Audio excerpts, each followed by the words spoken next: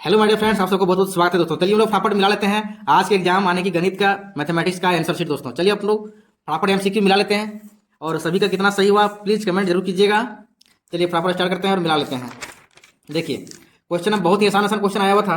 Question number 1 बोल रहा है कि देखिए 5005 का अभाज्य गुणनखंड निकालिए। तो आपको फटाफट अभाज्य गुणनखंड निकाल लेना है इस मेथड से, ठीक है। और यहाँ पर ऑप्शन नंबर 3 से हो जाएगा, यानी कि 5 गुने 7 गुने 11 गुने 13 आ गया आपका अभाज्य गुणनखंड करने पर। क्वेश्चन नंबर 2 यहाँ पर देखिए बोल रहा है कि यदि विभाजन एल्गोरिथम ए बराबर बी क्यू प्लस 4 में ए बराबर 72 दिया, क्यू बराबर 8 दिया और रेडियस 0 है तो बी का मान ज्ञात कीजिए। बी का मान क्या होगा, ठीक है। देखिए हमारे पास फॉर्मूला होता है यूक्लिड विभाजन एल्गोरिथम का, ए बराबर बी क्यू प्लस आर। यहाँ पर 0 है तो यहाँ पर क्या आएगा, यहाँ पर 72 है, यहाँ पर क्यू की जगह पर है 8 तो यहाँ पर हो जाएगा 9। क्या हो जाएगा 9। तो यहाँ पर बी का मान निकालना था तो 9 ठीक 72, 72 बराबर 72 हो गया, यानी कि ऑप्शन नंबर 3 सही हो जाएगा, ठीक है। तो नेक्स्ट क्वेश्चन पूरा क्वेश्चन नंबर 3, 3√2 एक संख्या, क्या संख्या, किस तरह की संख्या, परिमेय अपरिमेय। तो यहाँ परिमेय संख्या दोस्तों, यहाँ पर रूट लगा हुआ है इसलिए हो गया अपरिमेय संख्या। चलिए नेक्स्ट क्वेश्चन नंबर 4 बोल रहा है कि 35/50 है, इसका दशमलव प्रतिशत कैसा होगा, शांत है कि अशांत है कि अनुसानी अनावर्ती है, ठीक है। तो देखिए इसको नीचे वाला क्या करना, फैक्टराइजेशन कर देना है। अगर यह 2 का पावर n और 5 के पावर m के रूप में आ गया तो समझ लीजिए क्या है, शांत है, ठीक है। तो यहाँ पर इस रूप में आ जाएगा 2 गुने 10 गुने 5 पता होता है तो 2 गुने 5 का स्क्वायर, यानी कि इस रूप में है इसलिए आ जाएगा शांत। ऑप्शन नंबर 1 सही हो जाएगा। चलिए नेक्स्ट क्वेश्चन देखते हैं हम लोग। क्वेश्चन नंबर 5 है, यहाँ पर बोला कि एक px का शून्यक, तो शून्यक हो जाएगा 2, यहाँ पर x 2 जगह कटा हुआ है इसलिए px क्या हो जाएगा, शून्यक 2 हो जाएगा। क्वेश्चन नंबर 6 देखते हैं। क्वेश्चन नंबर 6 बोला है कि एक्स स्क्वायर माइनस 15 का शून्य क्या होगा। इसको बराबर 0 लिखने पर एक्स बराबर इधर 15 हो जाएगा तो यहाँ पर एक माइनस में एक प्लस में आएगा तो ऑप्शन नंबर 3 सही हो जाएगा। क्वेश्चन नंबर 7 बोल रहा है कि यहाँ पर x square minus 2x minus 8 का शून्य अगर ये और बी, यानी कि कुछ भी मान, दो मान, अगर एक्स का पावर 2 है तो यानी कि 2 मान निकलेगा, 2 शून्य निकला, एक को मान ए माना है, एक को बी माना है। अगर यहाँ पर सॉल्व करने पर आता है, एक का 4 आता है, इसका -2 आता है तो 4 - 2 यानी कि इसको जोड़ने पर क्या होता है, 4 में -2 जोड़ेंगे तो देखो प्लस करेंगे माइनस प्लस माइनस माइनस यानी कि 2 आएगा तो हमारे पास ऑप्शन नंबर 3 सही हो जाएगा। क्वेश्चन नंबर 8 बोल रहा है कि जब दो चर वाले रैखिक समीकरणों का आलेख प्रतिच्छेदी रेखाएं तो उनके हल होंगे, किस तरह का हल होगा, ठीक है। तो उसका प्रतिच्छेदी है तो उसका एक ही हल होता है, ऑप्शन नंबर 1 सही हो जाएगा। क्वेश्चन नंबर 9 बोला निम्नलिखित समीकरण जो निकाय दिया हुआ इस रूप में फॉर्मेट दिया हुआ है तो बताइए अनंत हल का किस तरह का फॉर्मेट होता है, किस तरह का उसका रूप होता है, ठीक है। तो अनंत जो होता है मतलब वह संपाती होता है, ठीक है। संपाती इसका होता है जिसका तीनों बराबर होता है तो यहाँ पर ऑप्शन नंबर 3 सही हो जाएगा। चलिए नेक्स्ट क्वेश्चन देखते हैं। क्वेश्चन नंबर 10 यहाँ पर बोल रहा है कि रैखिक समीकरण युग्म 2x + y = 5 और 3x + 2y = 8 है तो उसका हल क्या होगा। आप सॉल्व करके भी दे सकते हैं या तो फिर डायरेक्ट पुट कर सकते हैं। देखिए x का मान 2 रखेंगे और y का मान 1 रखेंगे तो 2 दूनी 4 + 1 5 के बराबर हो गया। यहाँ पर भी वही वैल्यू रखिए, 2 3 दूना 6 + 2 8 हो गया, यानी कि ऑप्शन नंबर 3 सही है। क्वेश्चन नंबर 11 बोल रहा है कि यहाँ पर कि देखिए इसको बोला कि अद्वितीय यानी कि प्रतिच्छेदी के रूप में बोला कि इसमें कौन सा वैल्यू प्रतिच्छेदी का रूप देगा, मतलब a1/a2 not equal to b1/b2 के केस में हमको बनाना है, ठीक है। तो कौन सा वैल्यू रखेंगे, तो यहाँ पर सीधे बता देना है कि -p not equal to 4, b का मान अगर 4 नहीं रखते हैं तो हमारा ये वैल्यू आ जाता है, ठीक है। तो ये ऑप्शन नंबर 3 सही हो जाएगा। क्वेश्चन नंबर 12 बोल रहा है कि यहाँ पर कौन सा द्विघात समीकरण है। तो देखिए सभी में एक्स स्क्वायर यहाँ पर कटने की संभावना कट जाएगा और यहाँ पर भी कट जाएगा तो यहाँ पर जो ऊपर वाला में ऑप्शन है यहाँ पर नहीं कटेगा इसलिए हो जाएगा ऑप्शन नंबर 1 सही हो जाएगा। क्वेश्चन नंबर 13 यहाँ पर देखिए तो द्विघात समीकरण 2x² - 7x + 6 = 0 का विविक्तर क्या बराबर होगा। इसका विविक्तर बराबर 0 मतलब बराबर है, यानी कि b² - 4ac = 0 है। इसमें हम लोग वैल्यू बैठाएंगे तो हमारे पास आता है 1, क्या आता है 1, ठीक है। ऑप्शन नंबर 3 सही हो जाएगा।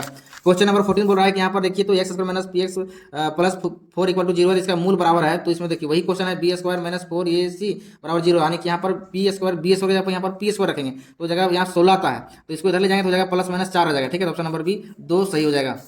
क्वेश्चन नंबर 15 बोला कि द्विघात समीकरण x² + 5x - 6 के बराबर 0 का घात होगा, क्या होगा घात, यहाँ पर देखिए ये होता है 2 है तो ऑप्शन नंबर 3 सही हो जाएगा। क्वेश्चन नंबर 16 बोल रहा है कि यहाँ पर 0 से इस तरह से मतलब एपी में दिया हुआ है, इसका सार अंतर बोल रहा है। सार अंतर क्या होता है, दोनों को माइनस कर दीजिए, माइनस करने पर 1.1 आता है, ऑप्शन नंबर 1 सही हो जाएगा। क्वेश्चन नंबर 17 बोल रहा है कि इसका तीसरा पद निकालिए। तो a30 जब निकलता है तो a + 29d होता है, ठीक है। इससे हम क्या करते हैं निकालेंगे तो यहाँ पर a का मान इतना है और यहाँ 29 हो गया, d का मान इसको माइनस करने पर आ जाएगा आपका -3 आता है तो इसका सॉल्व बैठा के सॉल्व करेंगे तो आ जाएगा -77 तो ऑप्शन नंबर 3 सही हो जाएगा।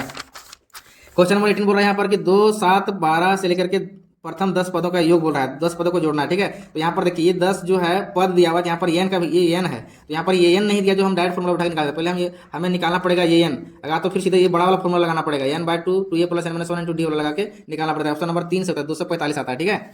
चलिए नेक्स्ट क्वेश्चन देखते हैं। 19 नंबर बोला कि सभी वर्ग होते हैं तो सभी वर्ग समरूप होते हैं, क्या होते हैं समरूप, ठीक है। वर्ग छोटा भी हो सकता है बड़ा भी हो सकता है लेकिन उसका रूप एक ही ऐसा होता है इसलिए उसको समरूप आ जाता है तो ऑप्शन नंबर 1 से हो जाएगा। 20 नंबर बोल रहा है कि देखिए यहाँ पर थेल्स प्रमेय से क्वेश्चन है, यहाँ पर भुजा दिया हुआ है, एक भुजा दिया हुआ है, तीसरा चौथा भुजा निकालना होता है तो इसको जब हम लोग फॉर्मेट में निकालेंगे AD/DB और AE/EC निकालेंगे तो वहाँ पर सॉल्व करने पर आता है 2.4 सेंटीमीटर, तो ऑप्शन नंबर 3 सही हो जाएगा। क्वेश्चन नंबर 21 बोल रहा है कि 2 समरूप त्रिभुज दिया हुआ है और उसका भुजा दिया हुआ है 3:5 में, तो उसका उसी का रेशियो निकालना है, क्षेत्रफल का रेशियो निकालना है। तो जब भुजा दिया रहता है क्षेत्रफल निकालते हैं उसको स्क्वायर कर देते हैं, तो यहाँ पर निकल जाएगा 9:25। तो ऑप्शन नंबर 4 सही हो जाएगा।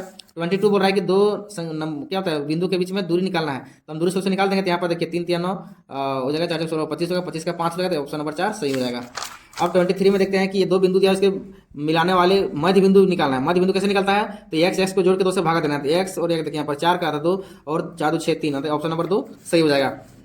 24 नंबर बोल रहा है कि यहाँ पर एबीसी का मान दिया हुआ है, तो त्रिभुज का क्षेत्रफल निकालना है, तो त्रिभुज क्षेत्रफल का फॉर्मूला में बैठा करके निकालना, तो ऑप्शन नंबर हमारा पास 2 सही होगा, 4 आएगा आंसर। ठीक है, चलिए नेक्स्ट क्वेश्चन देखते हैं। 25 नंबर में कॉस का मान दिया हुआ है और कोसेक का मान निकालना है। तो कॉस का देखिए दिया हुआ है, पर आधार बटा कर्ण दिया हुआ है, तो हमें कोसेक आने की कर्ण बटा लंब निकालना है। तो कर्ण बटा लंब यहाँ पर देखिए जब निकालेंगे हम लंब, तो यहाँ 4 आएगा और कर्ण ऑलरेडी 5 दिया हुआ है, तो 5/4 हो जाएगा, ऑप्शन नंबर 2 सही हो जाएगा। 26 बोल रहा है कि 2 sin a बराबर √3 दिया, ये का मान निकाल। देखिए प्रूफ को इधर कर देंगे तो हो जाएगा √3/2, तो sin a किसका मान √3/2 होता है, तो होता है 60 डिग्री का, तो ऑप्शन नंबर 3 सही हो जाएगा 26 का क्वेश्चन, ऑप्शन नंबर 3।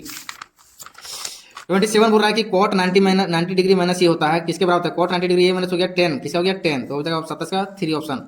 28 बोला कि sin स्क्वायर ए प्लस cos स्क्वायर ए किसका मान होता है, 1 होता है, इसके बराबर क्या होता है, तो 28 का हो जाएगा, ऑप्शन नंबर 2 सही हो जाएगा। 29 नंबर बोल रहा है कि एक मीनार के शीर्ष का यूनियन कोण उसे 5 बिंदु से दिया हुआ 15 मीटर, तो उसकी दूरी ज्ञात, दूरी जो है अच्छा 15 मीटर की दूरी है पर 60 डिग्री का कोण बना रहा है, यानी कि 5 बिंदु मतलब नीचे बना रहा है 60 डिग्री का। ठीक है, तो मीनार की ऊंचाई निकालना, ऊंचाई जब निकालेंगे तो हो जाएगा tan थीटा का लंब बटा क्या हो जाएगा आधा का, यहाँ पर हो जाएगा tan 30 डिग्री के मान 60 डिग्री के मान से निकालेंगे, तो लंब बटा आधार हो जाएगा, तो हमारे पास लंब का वैल्यू हो जाएगा हमारे पास 15√3, तो ऑप्शन नंबर 2 सही हो जाएगा। ठीक है, चलिए 30 नंबर क्वेश्चन बोला कि किसी वृत्त का बाह्य बिंदु से कितनी स्पर्श रेखा खींच सकते हैं, वृत्त है उसके बाह्य बिंदु से मात्र 2 खींच सकते हैं, तो ऑप्शन नंबर 3 सही हो जाएगा। 31 बोल रहा है कि देखिए ऊपर तरफ भी सकते हैं नीचे तरफ भी खींच सकते हैं। एक यहाँ पर वैल्यू दिया हुआ है 35 डिग्री, यहाँ पर देखिए परपेंडिकुलर खींचता होता है, तो 90 डिग्री यहाँ पर हो गया, 35 हो गया, तो त्रिभुज के तीनों कोनों का जो 180 डिग्री होता है, तो यहाँ पर देखिए 90 प्लस 35 और उसको जोड़ करके घटा देंगे 180 में, तो हो जाएगा 55 डिग्री आ जाएगा। ठीक है, चलिए नेक्स्ट क्वेश्चन बोल रहा है कि 32 नंबर बोल रहा है कि देखिए एक सर्कल है, उसमें दो क्या है स्पर्श रेखाएं खींचा हुआ है, जो आपस में 80 डिग्री झुका हुआ है, सबको जोड़ देखिए चतुर्भुज बन जाता है। तो यहाँ पर क्या करेंगे, फिर उसको पहले 360 में माइनस 92 हो गया और फिर 80, तो तीनों को जोड़ के फिर हमें 360 डिग्री से घटाना है, फिर उसको 2 भाग कर देना है, तो हो जाएगा 50 डिग्री, ऑप्शन नंबर 1 सही हो जाएगा। 33 बोल रहा है कि वृत्त का क्षेत्रफल बताइए, तो बहुत ही आसान क्वेश्चन था, पाई स्क्वायर, इतना सिंपल क्वेश्चन छोड़ के आगे तो फिर दिक्कत है। 34 नंबर बोल रहा है कि देखिए एक अर्धवृत्त है, खेत की त्रिज्या ज्ञात कीजिए, अच्छा त्रिज्या दिया हुआ 7 सेंटीमीटर, तो उसका परिमाप, तो देखिए ये हमारा क्या है अर्धवृत्त है इस तरह से, तो ये अर्धवृत्त क्या होता है पायर होता है, लेकिन यहाँ पर एक और जुड़ गया है व्यास, क्या जुड़ गया व्यास, तो हमारे पास देखिए इसको सॉल्व करेंगे तो हो जाएगा 22/7 × 8 तो हो जाएगा 22 सेंटीमीटर आएगा, फिर नीचे जो है 7 त्रिज्या 7 है, तो डबल करेंगे तो हो जाएगा 14, तो 22 और 14 हो जाएगा 36, तो ऑप्शन नंबर 2 सही हो जाएगा। 35 बोल रहा है यहाँ पर कि 42 सेंटीमीटर त्रिज्या वाले वृत्त के त्रिज्याखंड का क्षेत्रफल क्या होगा, जिसका कोण 120 डिग्री है, तो 120 बटा 360 इंटू पाई स्क्वायर बैठा देंगे तो हो जाएगा 1848 सेंटीमीटर स्क्वायर, ऑप्शन नंबर 2 सही हो जाएगा। 36 में बोल रहा है यहाँ पर कि देखिए ये बहुत ही सिंपल क्वेश्चन था, ये हमारे स्टेट में भी था क्वेश्चन इस तरह का बांस के रूप में। ठीक है, तो विकर्ण है डायरेक्ट घनाभ का विकर्ण होता है √L² + B² + C² होता है, तो यहाँ पर देखिए 3 का स्क्वायर 9, 4 का स्क्वायर 16, 12 का स्क्वायर 144, तीनों को जोड़ देना है और उसका रूट निकालना है, तो हो जाएगा 13, 169 आता है, तो हो जाएगा ऑप्शन नंबर 2 सही हो जाएगा।